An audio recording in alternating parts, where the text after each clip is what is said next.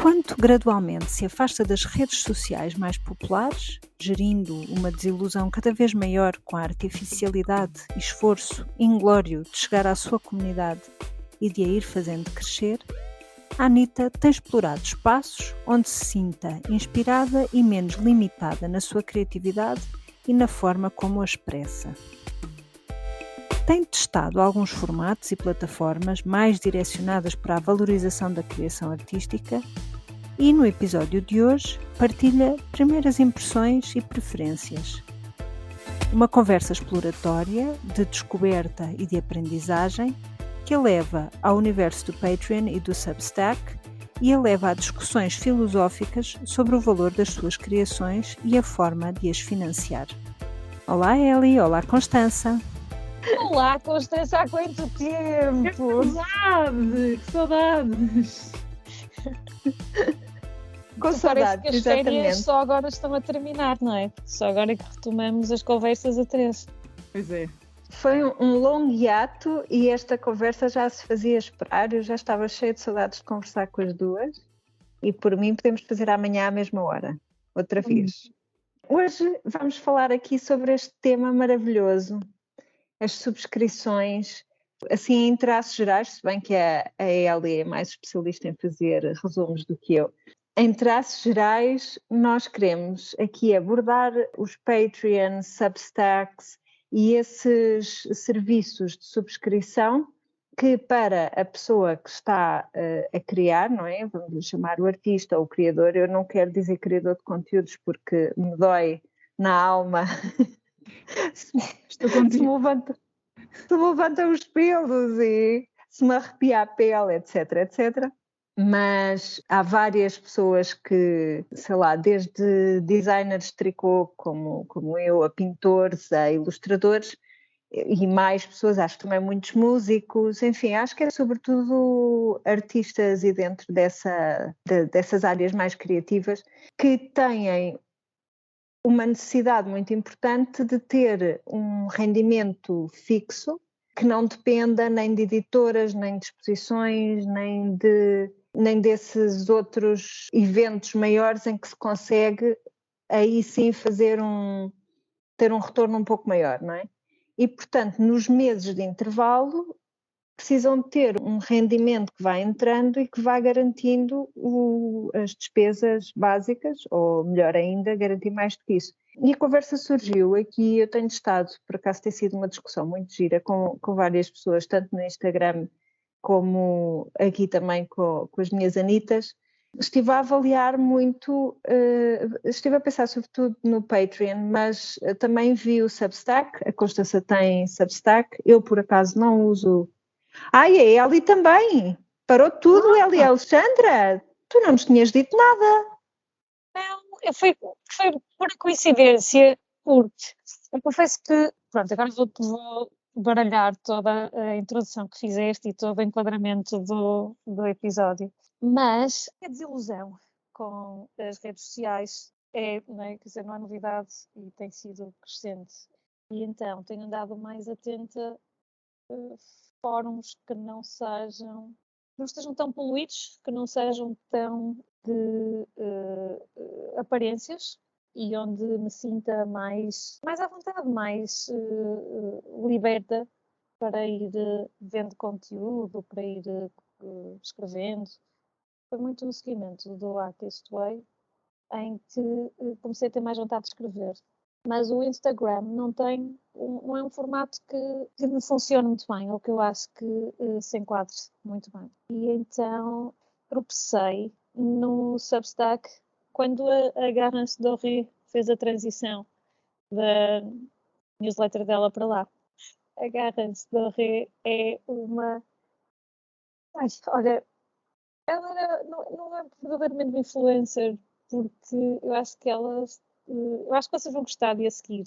Ela é ilustradora de base, muito ligada ao mundo da moda e da beleza, mas com assim uma postura muito fresca e muito autêntica e muito ingênua às vezes no mundo da moda e da beleza e tudo mais. E ela tem tinha uma newsletter já há muito tempo. Entretanto, criou uma marca de skincare, mas já assim, depois de muitos anos nestas leads.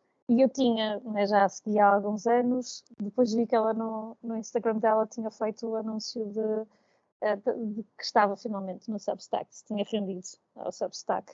E exatamente pelos mesmos motivos, ou por alguns dos motivos que a mim me atraíam, que era este lado liberto. Não estás a pensar necessariamente em promover-te, não estás constantemente a lutar com anúncios e com conteúdo produzido com o intuito meramente comercial. E, portanto, pareceu-me assim um lugar interessante para explorar e pronto. E comecei assim, eu não comecei há muito tempo, mas estou lá e estou a gostar e gosto do facto de ser um espaço onde vou escrevendo e vou conhecendo outras pessoas que têm o mesmo tipo de motivações e depois encontras tudo, não é? Encontras desde a Patti Smith a Garance Doré ou a pessoas absolutamente anónimas como eu, só escrevem pelo prazer de escrever.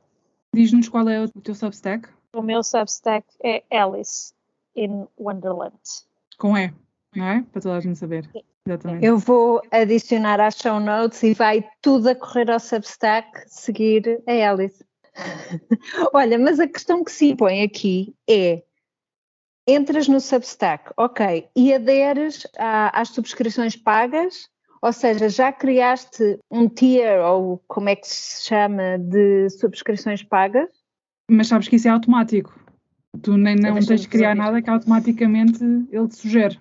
Aliás, houve pessoas que quando eu também criei o meu ficaram um bocado assustadas, mas tem que se pagar, não sei o que eu disse. Por enquanto não. Não, o meu é o plano free, não é? Subscreve quem quiser, porque o meu plano não é, o meu objetivo não é fazer nada regular ou que, pelo menos no curto, médio prazo.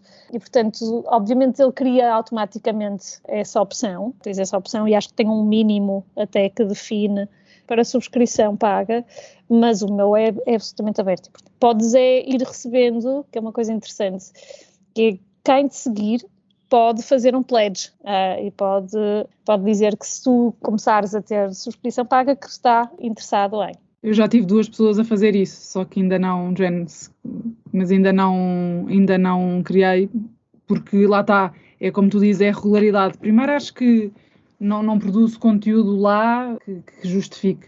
Mas é curioso isso do Substack, que eu aderi para aí há 6 meses, porque fui notando que as pessoas que eu seguia estavam todas a aderir, sobretudo primeiro os ingleses, ou as inglesas, não, também sigo alguns homens, desde jardineiros a pessoas que escrevem livros de cozinha, a escritores, muitas pessoas como eu sei lá, o que é que eu sou, crafter, maker, o que seja, mas tenho reparado que nos últimos 3, 4 meses a tendência é que de muitos Substacks que eram de graça terem deixado de ser. Quase todos agora que eu recebo tens que pagar. O que eu percebo, compreendo, mas não deixa de ser curioso. As pessoas acham que houve um boom, já escrevem algumas há 1 ano, há 6 meses, já estão estabelecidas e a partir de agora, se queres continuar, como dizem em espanhol, já te engancharam, não é?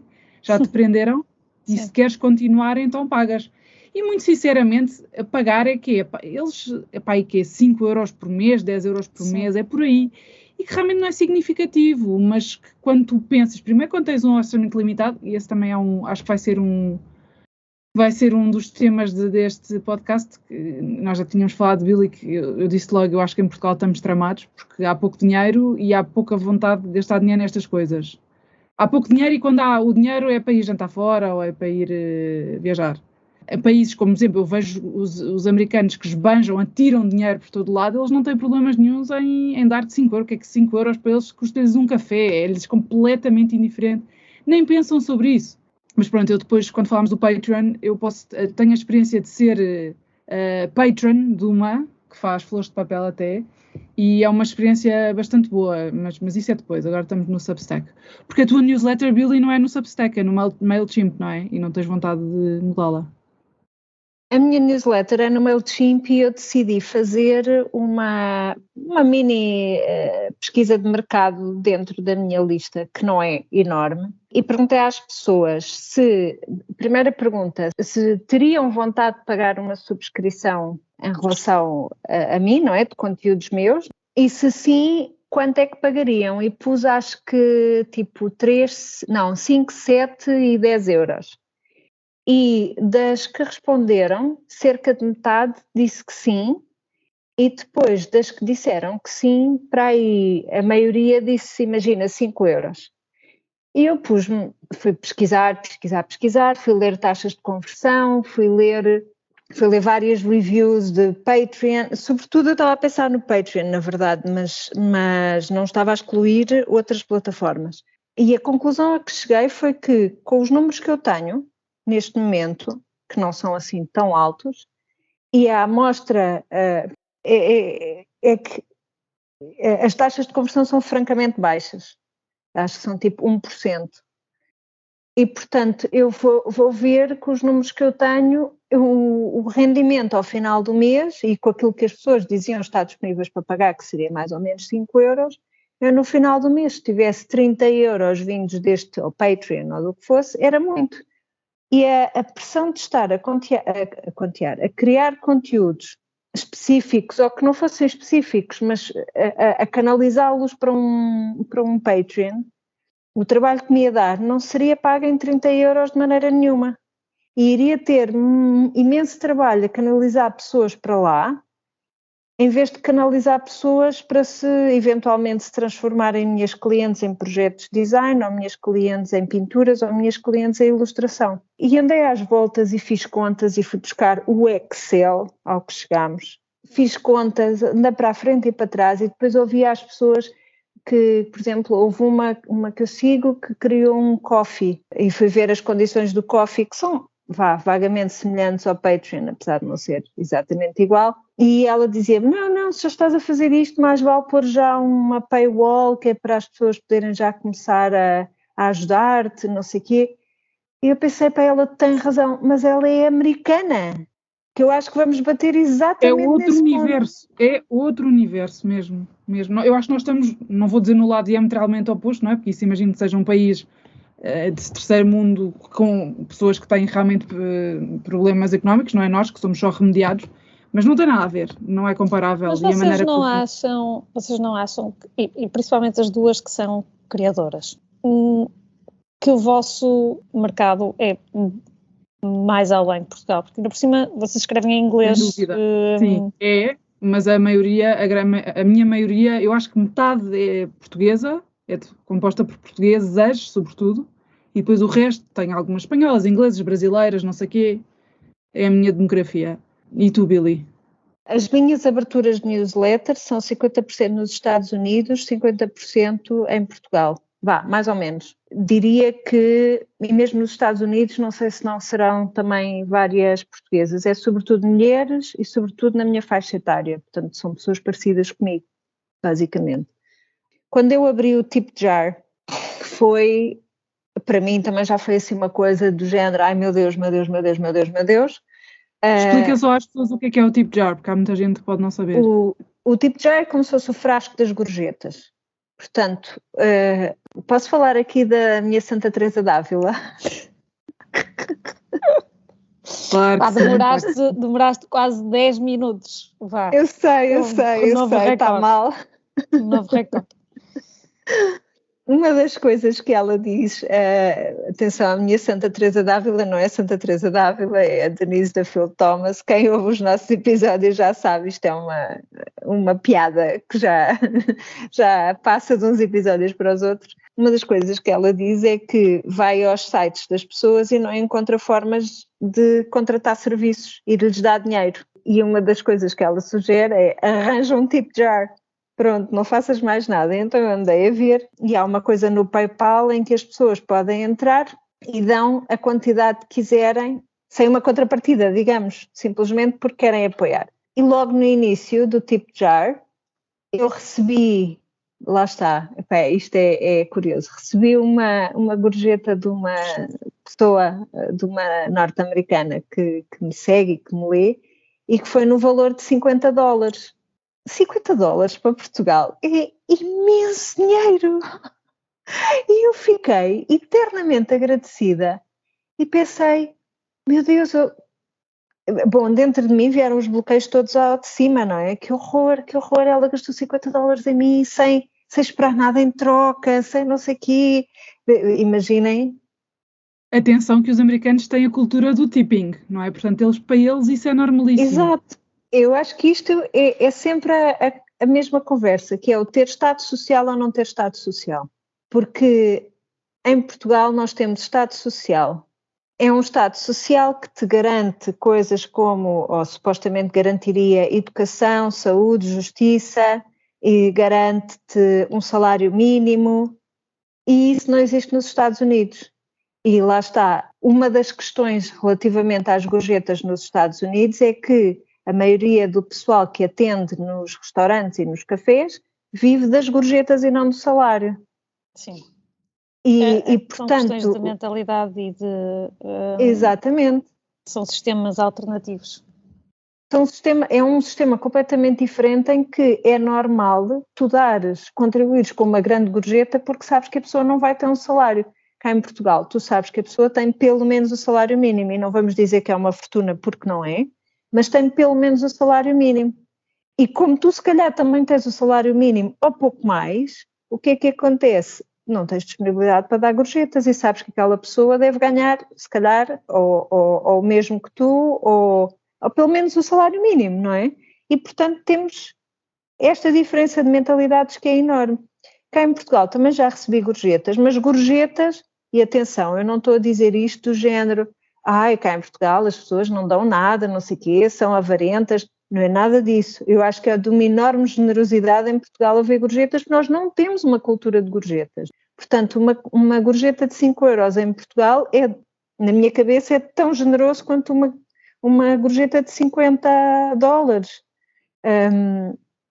Mas isto para dizer que recebi algumas gorjetas, mas obviamente gorjeta é só isso, é só gorjeta, é uma ajudinha, não é mais do que isso. E depois comecei a pensar, espera, mas às tantas eu vou para um Patreon, ou para um Ko-fi, ou para um Substack, ou o que quer que seja, e depois tenho que ter a preocupação de que tenho que pôr conteúdos atrás desses 5 euros ou 10 euros ou o que for, e depois começo a pensar, meu Deus, e agora tenho de criar conteúdo que justifique, e depois tenho que ter pessoas suficientes que justifiquem o trabalho para criar, e aquilo às tantas transformou-se num... Mas esse é o que eu acho que é a beleza para já, e muito também com motivações diferentes, provavelmente, que é a beleza de uma plataforma como o Substack, em que não sinto que tenho obrigatoriedade ou que tenho de fazer isso. Quem vai, quem frequenta, quem já lá está, tem as expectativas claras. Tens conteúdo que é pago, tens conteúdo que não é pago. É uma decisão muito consciente. Ninguém te está a enganar ou a tentar atrair com falinhas mansas ou o que quer que seja. Eu acho que tens essa transparência.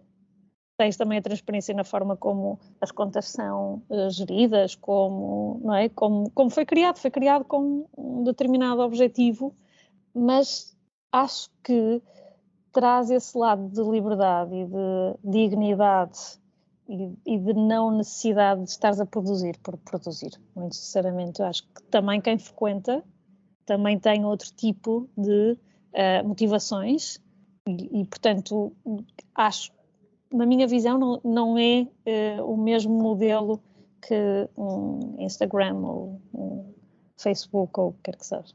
Eu, por exemplo, vejo o Substack como uma newsletter com essa possibilidade de add-on.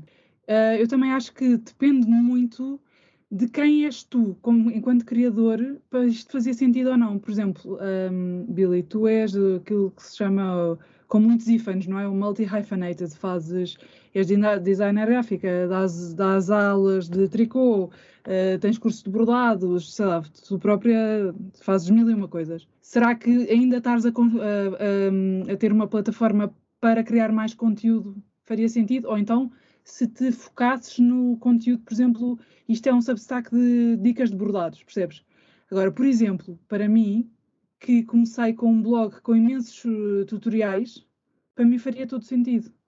Agora, porque é que eu ainda não fiz? E eu, Substack, não sei, porque o Substack acho mais interessante, agora falo só por mim, ser uma newsletter, mais do que nada, uma newsletter que no fundo é uma porta de entrada direta, ou uma comunicação, uma forma de comunicação direta com a tua audiência, os teus. Eu não gosto da palavra seguidores, não é? Parece que as pessoas estão a seguir-me, que eu sou assim um guru, não é nada, não gosto de nada, mas pronto, as pessoas que já me acompanham há muito tempo, sem ter o intermediário, por exemplo, do Instagram, que sinceramente está cada vez pior, não é? Eu vejo mesmo. Eu então que não sai muito da cepa torta, quer dizer, falo sobre muita coisa, mas o meu formato é sempre o mesmo desde o princípio. E vejo que há um ano tinha, imagina, fazia uma coisa normalíssima e tinha 600, 700, 800 likes, e agora para ter 100 ou 200 demora-me tempo, e se tenho 300 já é fantástico, e os comentários é a mesma coisa, e muita gente diz, eu simplesmente deixei de te ver. Porquê? Porque o Instagram quer que a pessoa apague, basicamente. Ou então que use aquelas regras todas deles, mas pronto. Eu pensei já várias vezes e seriamente fazer um Patreon. O Patreon também, para quem nos está a ouvir e não sabe, é uma plataforma em que tu, lá está, pagas um X por mês ou por ano, normalmente são por volta de 15 euros, e que tens, que a pessoa, no fundo é como se estivesses a ser um patrono das artes. A ideia veio daí, não é? Todos os artistas sempre tiveram as pessoas que os patrocinavam, que lhes encomendavam quadros ou esculturas ou o que fosse, e depois eles iam fazer os projetos pessoais deles pelo meio.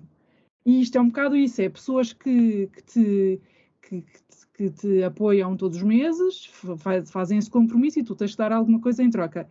No meu caso, o que é que eu poderia dar? Eu poderia fazer, o meu problema também é sempre, porque não é só... Eu acho que o Patreon é excelente quando tens um nicho. Por exemplo, esta que eu agora não, já sigo há um ano, que faz flores de papel crepe. E todos os meses tem 3 vídeos em que se foca numa flor. Imagina, vamos fazer uma rosa de jardim. E faz-te um vídeo sobre ela a dissecar uma rosa, como é que é, o tipo de papel que vai usar, e como é que vai pintar o papel, e não sei o quê. Depois tem que elas chamam de deep dive, que é na semana a seguir, um vídeo de 1 hora em que ela está a fazer as instruções da flor. E no último é umas variantes, pronto, na última semana. Faz 3 por vez. E eu acho isto fantástico, porque no fundo é como se tu tivesse ou imagina uma pessoa de costura, também daria, não é? Todos os meses tinhas um pequeno molde e ela explicava-te como fazer ali, ou de culinária, também funcionaria muito bem, não é? Este mês vamos focar em fazer bolachas de manteiga, e com 3 variantes, pronto. Agora, no meu caso... E tu, Billy, também, quer dizer, bordado e tricô são mais parecidos do que eu que faço, que me interessa e comunico, vamos assim dizer, coisas sobre jardinagem, lá está, flores de papel, costura, história de arte, património, casa, decoração, não sei o quê. Acho um bocado mais difícil. Ok, há muita gente que me segue há muitos anos e manda mensagens extremamente simpáticas e tudo isso, e claramente devem gostar de me seguir, senão não seguiam, mas... eu não sei muito bem se entrasse numa coisa como o Patreon, se calhar na altura do Natal fazia como fazer uma coroa de Natal, não é? E isso talvez agradasse a toda a gente, mas no mês seguinte em que eu diria vamos fazer um avental, se calhar há pessoas que não querem cozer e se sentiriam um bocadinho defraudadas. Portanto, eu estou aqui um bocado num impasse também por causa disto. Tem sido sempre o meu impasse ao longo desde que comecei, que é, no fundo, eu não tenho um produto. Não tenho um produto, mas por outro lado não sou exclusivamente uma comunicadora, ou uma pessoa que dá conselhos, ou uma pessoa que, não sei, também não me vejo nisso. Mas, Constança, tu começaste diretamente no Substack e tens a possibilidade de pôr logo uma parte de acesso pago. E tens montes de pessoas que aderiram ao teu Substack. Porquê é que tu não ativas essa parte paga? Isso é uma boa ideia, ou seja, continuaria a fazer newsletters normais para toda a gente e depois as pessoas que quisessem pagar mais um bocadinho, todos os meses teriam um extra. Lá está no Natal, não estou a falar de Natal porque está quase, não é? Vamos fazer decorações de Natal com elementos naturais, pronto. Em janeiro seria outra coisa qualquer. Pois, claro, é uma possibilidade. Porque tu podes diferenciar, não é? Tu tens várias newsletters que podes criar, não tens necessariamente ter só uma. Que eu acho que essa também é a parte interessante, porque não precisas de ser só uma pessoa ou ter só uma dimensão ali espelhada, e dependendo dos... Eu vou escrevendo uma mistura de pseudo-poesia com reflexões. Mas há partes de ficção, não é? Há alguns contos e isso que vou fazendo e que acho piada ter as diferentes newsletters ou os diferentes canais dentro do Substack. E depois não é? Podes fazer isso, alguns serem de acesso pago e os outros continuarem a ser normais, continuarem a ser livres. Mas eu até acho que tu nem precisas de criar coisas em particular para pôr, ou seja... A minha pergunta é, se tu começaste logo no Substack, porquê é que não aderiste logo à parte paga? Eu sigo algumas pessoas no Substack que imagina, mandam uma newsletter, digamos, normal e depois dizem, se quiserem ler mais, passem a pagar, onde eu conto, imagina, o resto da história, por exemplo. Eu vou dizer porquê, porque eu tenho, e isto lá está, vamos entrar em novamente modo terapia Anitta, porque eu tenho horror a compromissos e quando tenho um compromisso é logo vontade de não fazer, é horrível, faz parte da minha personalidade. Aliás, o Substack estava-me a correr muito bem, eu estava, sei lá, estava mesmo todas as semanas a fazer tal, e aquilo a certa altura chega ali um ponto em que fiquei um bocado assustada, coincidiu com junho, que foi um mês extremamente atarefado, e depois o verão, e a verdade é que não mando newsletters desde aí. E agora cada vez estou mais... Pronto, mas eu sou... lá está, autossabotagem sempre. Pronto, é complicado ser eu. Não, mas é verdade. Pois não sei. Nós aqui abraçamos os bloqueios porque quem não é? Quem não tem bloqueios que levanta a mão. 0 pessoas levantaram a mão. Mas eu acho que aqui há um ponto, eu entendo perfeitamente, Constança, a partir do momento em que assumimos um compromisso, depois ou te desfazes para acontecer, ou então, não é, vais sentir-te culpada o resto da vida por não cumprir com, muitas vezes, as tuas próprias expectativas, não é? Mas eu acho que tu também tens isso como algo que as pessoas valorizam, ou seja, tu és real. Não fazes, tu não produzes por produzir, tu não fazes conteúdos porque achas que vais ter uma boa reação ou uma boa taxa de apreciação, de likes, do que quer que seja.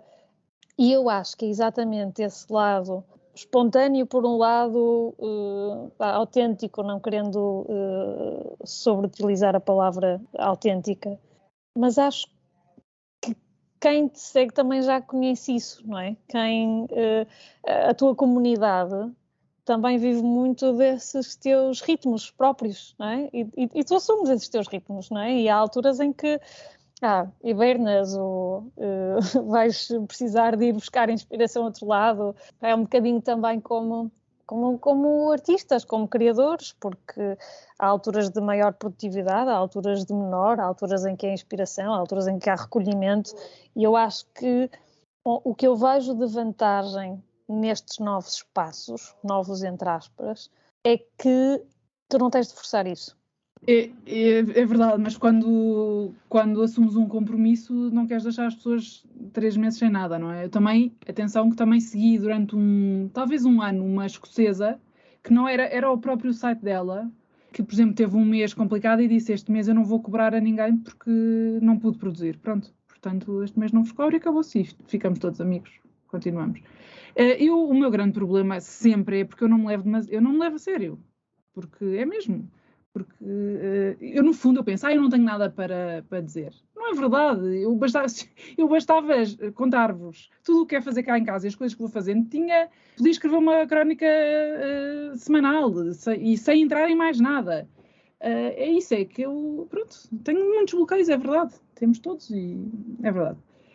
Mas eu só vejo vantagens nisto. Por exemplo, agora também o Instagram tem o modelo de subscrição, não é? Que a pessoa também pode pagar um extra e tu só criares conteúdos para essas pessoas. Por exemplo, há uma americana, eu esse ainda não fiz nenhum, mas há uma americana que faz isso, que é chama-se The Makerista. E tem uma coisa que... Ela já tinha já há bastantes anos uma conta de Instagram em que só te dava acesso se pagasses, acho que era tipo $30 por ano, era muito barato.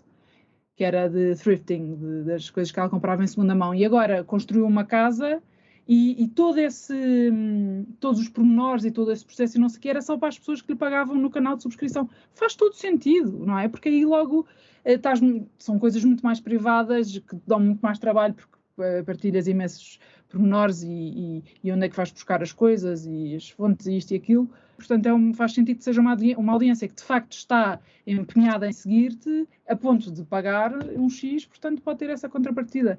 E só vejo vantagens nisto. Agora, é o que diz a Billy. Sabes que no primeiro ano, e por exemplo no Patreon onde eu estou, ela hoje em dia tem 400 e tal patrons, o que já é simpático, não é? Tendo em conta que eu no outro dia fiz as contas, que ela estava a receber para aí $7.000 mensais com aquilo, no fundo a fazer 3 vídeos por mês, é muito simpático. Mas eu percebi, porque fui ver uns vídeos para trás, que ela tinha aquilo há um ano e só tinha 100 subscritores, portanto, sabes que aquele primeiro ano vai ser lento e vai estar um bocadinho a trabalhar para fazer conteúdos para trás, não é? Porque o Patreon tem a coisa boa que tu, quando deres ao Patreon, todo o catálogo que está para trás, tu também tens acesso.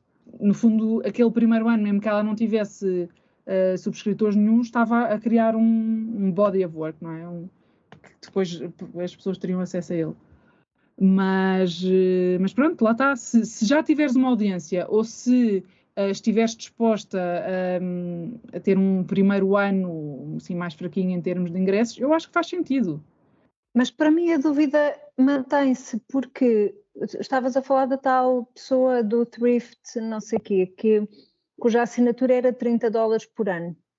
Quantas pessoas é que tu tens que ter a pagar $30 por ano para valer a pena? Vale, porque ela deixou de partilhar todas essas coisas no Instagram. E não te esqueças que nós também temos os americanos não é que tenham mais dinheiro do que nós que têm. Agora, é uma população gigantesca, não é? Portanto, eles são 350 milhões. Basta que 0,01 já te siga para tu... Estás a perceber? Não podemos comparar isso com números portugueses. Logo aí é a amostra de população. E ela... Lá está, era o que eu dizia. Muita coisa que partilhava, deixou de partilhar. Por exemplo, eu deixei de fazer tutorials porque me enervava imenso. Ao princípio fazia-os com muito boa vontade e com aquele... Foi o Eldorado dos blogs, não é? Quando começaram, éramos todos tão inocentes, tão naivos, tão queridos uns para os outros, tão não sei o quê, era só beijinhos e abraços para todo lado e era muito simpático, não há dúvida. E era um clima completamente que já não existe. Mas a certa altura, quando eu senti que as pessoas já me mandavam e-mails a dizer faz isto, eu quero, ensina-me a fazer isto, ou punham um bolo e recebo comentários dizendo receita. Nem dizem lá que bom aspecto, não sei o quê. Quer dizer, eu pensei, não. E comecei-me a enervar com aquilo. E coincidiu com o facto de ter filhos e ter muito menos tempo. E no fundo, deixei, porque estava também, cheguei a um ponto de saturação e pronto, e sentir que não estava a ter compensação, porque no fundo, lá está, os blogs com tutorials também eram muito bons para quando tu estavas também a vender qualquer coisa, porque trazia muita gente que queria ver as instruções, mas depois tu tinhas imagina, uma loja de tecidos, faz tutorials de como fazer um saquinho ou como fazer uma meia de Natal, mas o que eles querem fazer é vender tecidos, não é? Eu no fundo não estava a vender nada, vendia coisas esporadicamente, portanto a mim não deixou de fazer sentido. Mas é verdade que agora faria. Eu acho que, resumindo, faz sentido se tu não tiveres que criar coisas especificamente para as pessoas que pagam o acesso, ou seja, se conseguires continuar a fazer aquilo que já fazes, mas simplesmente puseres atrás de uma paywall. Sim. Lá e se tiveres uma lista de seguidores grande, porque eu não sei como é que se cresce, como tu estavas a dizer dessa pessoa que faz os $7.000, eu não sei como é que se cresce de 100 subscritores para 1.000 subscritores, por exemplo. Nem sei como é que isso se faz.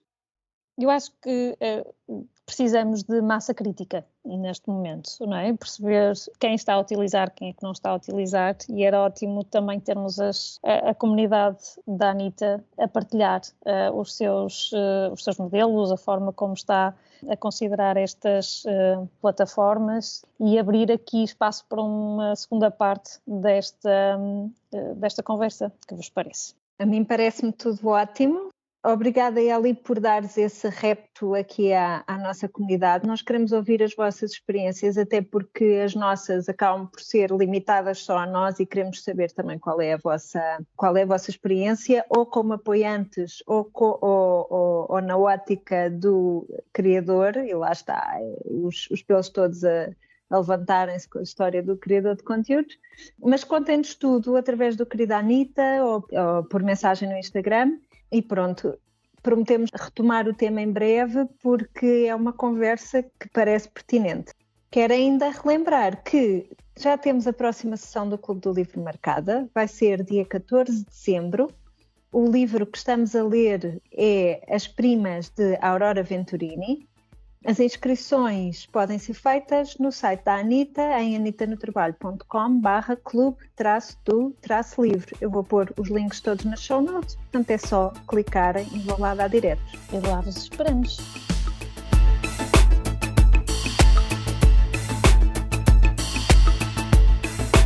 A Anitta regressa ao trabalho quando bem lhe apetece e pode, idealmente a cada 2 semanas, mais coisa menos coisa, com um ponto de situação nos seus projetos. No entanto, com boas aspirantes à omnipresença, continuamos ligadas no Instagram, em Anita_no_trabalho, e ainda em anitanotrabalho.com, onde poderão conversar connosco através da secção Querida Anitta. Para consultas mais específicas, a Anitta está disponível para sessões individuais com a sua comunidade em anitanotrabalho.com/consultório. Anitta no Trabalho é um podcast produzido por Ana Isabel Ramos, designer, ilustradora e knitwear designer em airdesignstudio.com e no Instagram como air_Billy, Eliana Soares, marketeer e estratega em departamentodemarketing.net, no Instagram como Alice_in_Wonderland, e a participação especial de Constança Cabral, no Instagram como Constança Cabral. Até breve. Até breve. Até breve.